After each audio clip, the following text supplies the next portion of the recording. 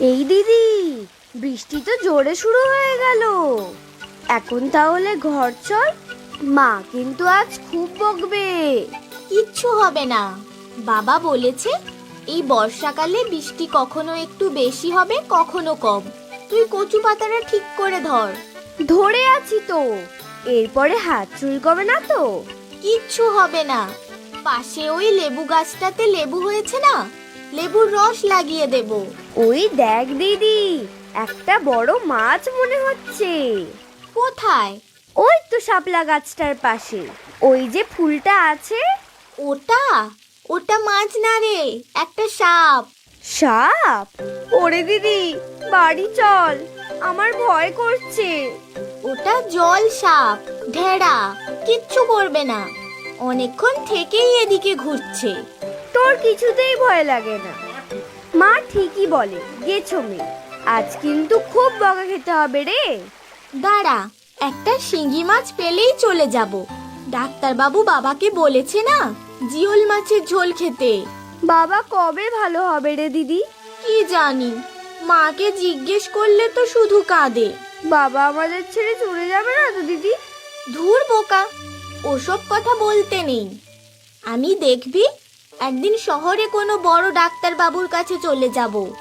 হ্যাঁ, মা তো বলছিল সেদিন, গ্রামের এই ডাক্তারবাবু নাকি সত্যিকারের ডাক্তারবাবু নন, এমনি ওষুধ দেয়। মা তো বাবাকে বলেছে সে কথা, কিন্তু বাবা রাজি হয়নি। আমরা গরিব তো, তাই বাবা বলেছে বড় ডাক্তার দেখানোর পয়সা নেই।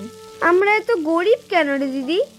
সে আমি কি জানি, ছোটবেলা থেকেই শুনছি যে আমরা খুব গরিব, কিন্তু তাতে আমার কোনো দুঃখ ছিল না। যা খেতাম, যা পড়তাম, সবই আমার খুব ভালো লাগতো।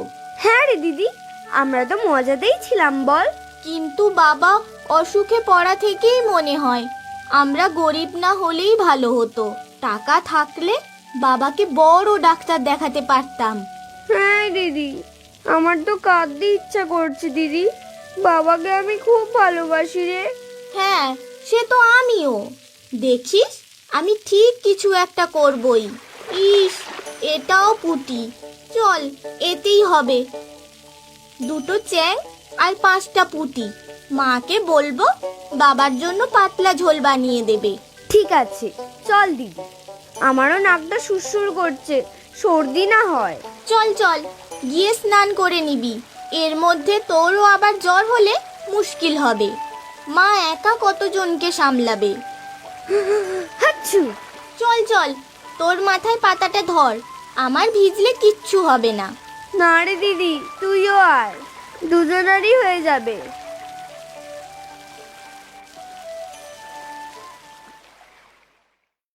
কি গো, আজকে ভালো লাগছে একটু?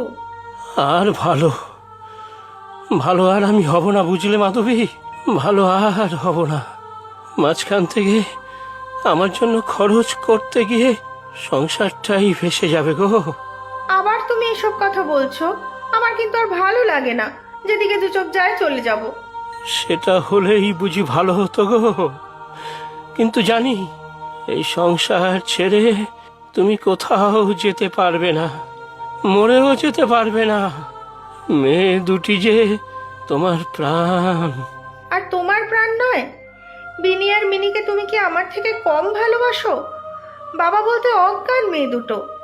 সে তো জানি, তাই তো বুক ফেটে যায় গো। একটা অপদার্থ বাবা আমি, ওদের জন্য কিছুই করতে পারলাম না। ওদের যখন এত ভালোবাসো, তখন ওদের ছেড়ে তুমি যেতে পারবে? সে কি আর আমার হাতে গো?